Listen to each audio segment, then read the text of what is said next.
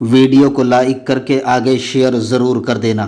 اللہ اکبر۔ لیکن اسلامی سیاست یہ ہے اللہ اللہ اللہ اکبر۔ جس وقت ایک شخص نے مولائے کائنات پر مقدمہ درج کروایا، ہمارے یہاں اسلامی سیاست میں فیصلہ کرنے کے لیے قاضی ہوتا ہے جسے قاضی شرع کہتے ہیں، ایک نکاح پڑھانے والا قاضی ہوتا ہے اور ایک جسٹس ہوتا ہے، ایک جج ہوتا ہے، اس کو بھی اسلام میں قاضی کہتے ہیں۔ اور وہ قاضی جو ہوتا ہے وہ فیصلہ کرنے والا ہوتا ہے۔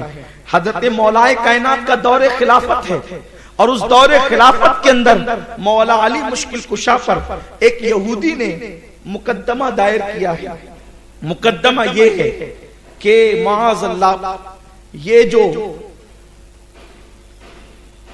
زرا ہے یہ زرا میری ہے، بلکہ مولا مشکل کشا نے اس پر مقدمہ دائر کیا ہے کہ اس یہودی کے پاس اس نے میری زرا لے لی ہے۔ جب یہ مقدمہ مولائے کائنات کے پاس آیا، مولائے کائنات کا مقدمہ قاضی کے پاس آیا، اس وقت کے قاضی کا نام جو ہے وہ قاضی شرح بتایا جاتا ہے۔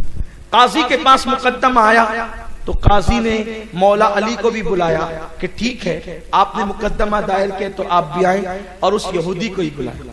جس وقت وہ دونوں آئے تو قاضی مولائے کائنات نے جب عدالت میں انٹری کی تو چونکہ مولا علی تھے، ایک تو رسول پاک کے چچا زاد بھائی ہیں، دوسرے حضور کے داماد ہیں، تیسرے سید الاولیاء ہیں، چوتھے صحابی رسول ہیں، خلیفہ چہارم ہے، باب مدینۃ العلم ہے، پانچویں علم اتنا ہے کہ حضور علیہ الصلوۃ والتسلیم نے فرمایا کہ میں نے اللہ نے مجھے جتنا علم دیا میں نے تنہا 9 حصے علی کو عطا کیا، ایک حصہ پوری کائنات میں تقسیم کیا۔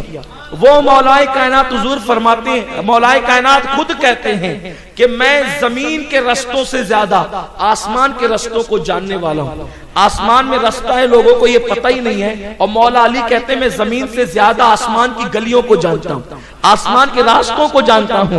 اتنے بڑے بزرگ ہستی اللہ اکبر جس کے لیے رسول پاک علیہ السلام نے بار بار تاکید فرمائی کہ علی کا احترام کرو، علی سے محبت کرو، علی سے محبت ایمان کی علامت ہے۔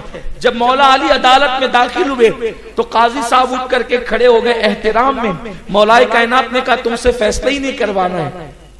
مولا علی کہتے ہیں تم سے فیصلہ ہی نہیں کروانا ہے۔ انہوں نے کہا حضور بات کیا ہے؟ فرمایا کہ چونکہ اس وقت میں عدالت میں آیا ہوں، میری اور اس کی ہم دونوں کی حیثیت برابر ہے، جب تم میری تعظیم میں اٹھ کے کھڑے ہوگا تو تو پھر میرے خلاف فیصلہ کیسے کرے گا؟ حق کا فیصلہ تو کیسے کرے گا؟ اس لیے تجھ سے فیصلہ ہی نہیں کروانا ہے۔ اور مولائے کائنات نے قاضی کی اصلاح کی۔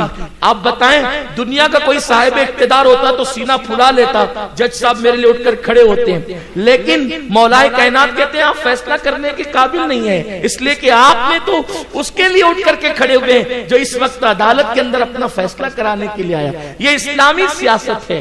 میرے پیارے آقا علیہ السلام کے پیارے دیوانوں، ایک عورت نے جو ہے وہ چوری کی ہے اور اس کا نام فاطمہ ہے، اور کسی نے سفارش کی ہے کہ یا رسول اللہ وہ پہلے تو مالدار ہے، شریف گھرانے کی ہے، اور پھر اس کا نام فاطمہ بھی ہے، آقا جو ہے وہ آپ اس کو معاف کر دیں یا اس کے بدلے کوئی پیسہ لے لیں یا کچھ اور لے کر کے اس کے بدلے کوئی اور فیصلہ کریں، ہاتھ نہ کاٹیں۔ تو سرکار نے فرمایا اگر میرے گھر کا کوئی فرد چوری کرے گا تو اس کے بھی ہاتھ کاٹے جائیں گے۔ اللہ کے حبیب علیہ السلام نے یہ اصول پیش کیا۔ یہ اسلامی سیاست ہے، اسلامی سیاست اس کو کہتے ہیں۔